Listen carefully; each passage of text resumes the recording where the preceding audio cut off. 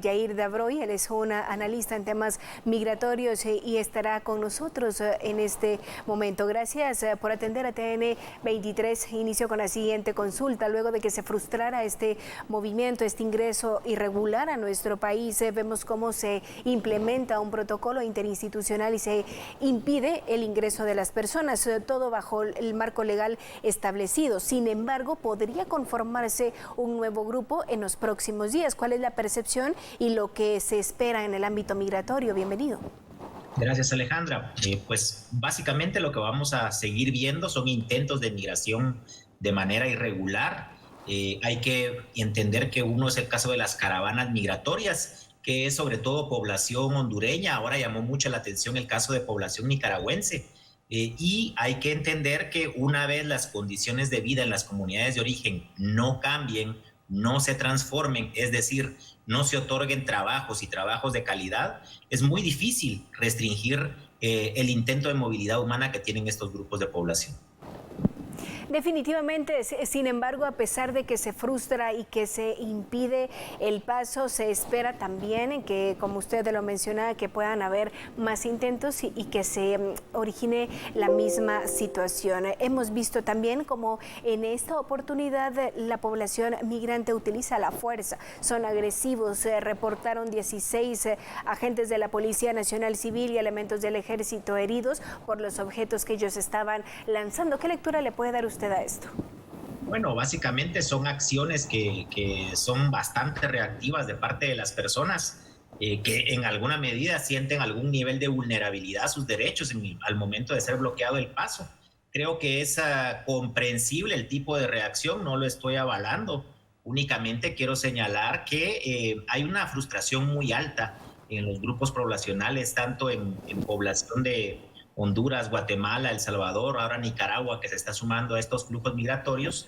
Y obviamente al restringirse el acceso territorial a Guatemala, pues son formas en las cuales ellos intentan de una u otra manera, en este caso de una manera negativa, tener algún tipo de incidencia y poder continuar su paso, cosa que quiero señalar que es muy difícil que puedan tener paso en caravanas las personas cuando no cumplen los protocolos. Así que creo que hay que buscar otras medidas de incidencia para poder mejorar las condiciones de vida de las personas y generar esas demandas a los actores que corresponden.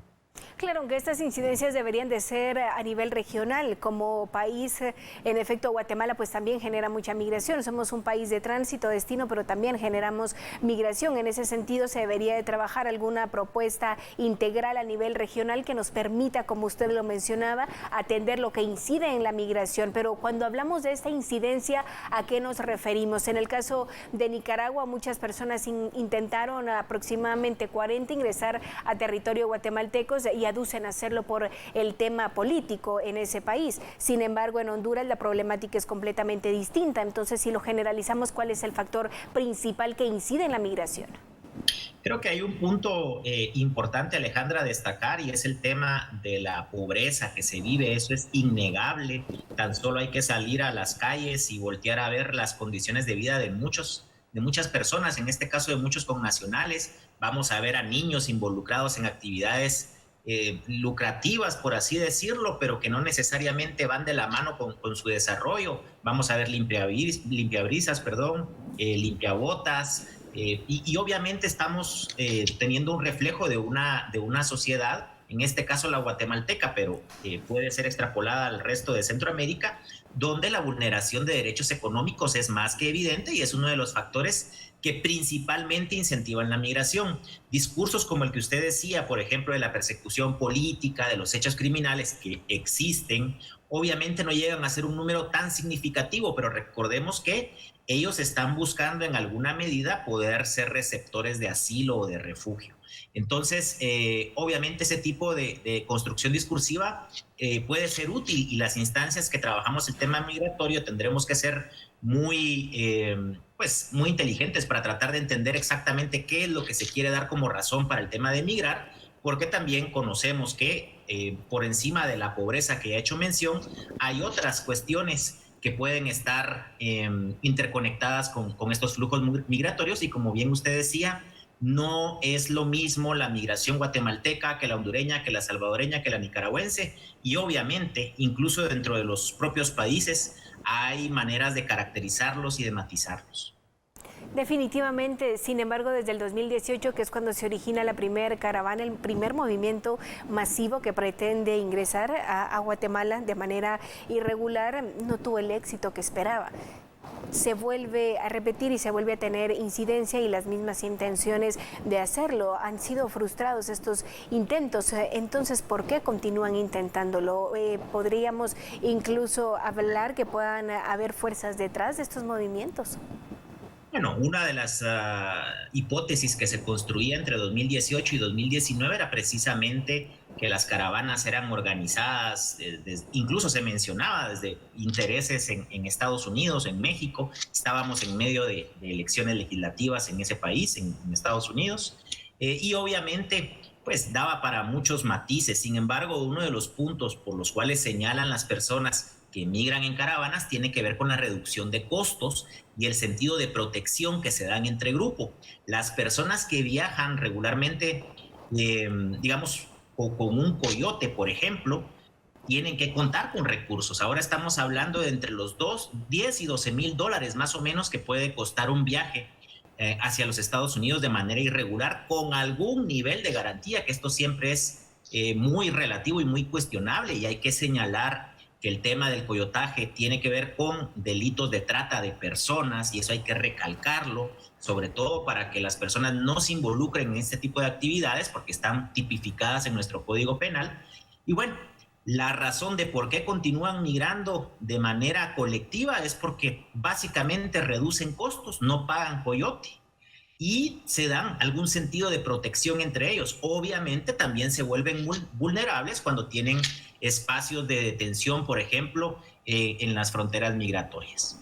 Definitivamente un análisis muy acertado el considerar los costos de un coyote, de un traficante de personas son sumamente elevados y el hacerlo de manera colectiva, usted lo dejó claro, quizá reduce esto, pero también se exponen a muchísimos más riesgos, las rutas, el caminar, personas que hemos tenido información que incluso permanecen a la deriva en algunos puntos, desconocen incluso dónde se ubican, en fin, es parte de lo que nos deja la migración irregular, una crisis migratoria la que se vive a nivel regional y no precisamente con las caravanas. Mensaje final, ¿qué podría decir usted a la población que tiene esta intención de migrar, que está pensando el dejar a la familia, el viajar hacia los Estados Unidos, el buscar este sueño, ya sea en una caravana o a través de una tercera persona? Bueno, básicamente mi mensaje iría en dos vías. Uno, es muy peligroso intentar migrar irregularmente, sea en caravanas o sea de manera individual. Se exponen a una serie de vejámenes y de vulneraciones a sus más elementales derechos humanos, se ponen en riesgo su vida, y pueden revisar los distintos casos que han sucedido en las últimas semanas, sobre todo en territorio mexicano. Pero por el otro lado, considero importante que puedan demandar, sobre todo a sus autoridades locales y también a las representaciones del Estado en cada uno de sus territorios, estrategias para poder atender la situación calamitosa que se vive en muchas partes de nuestros países y que son necesarias de atender. Y por otro lado, pues instar a la institucionalidad pública, instar al sector privado, nosotros como académicos, los medios de comunicación, a poder trabajar de manera conjunta y articulada, tratando de generar insumos para poder atender a estos grupos poblacionales, porque uno de los puntos que más preocupa es el tema de la niñez no acompañada. Definitivamente, gracias por acompañarnos esta noche en TN 23. Ha sido un gusto conversar con usted y sobre todo conocer los puntos de vista que se manejan en torno a la migración.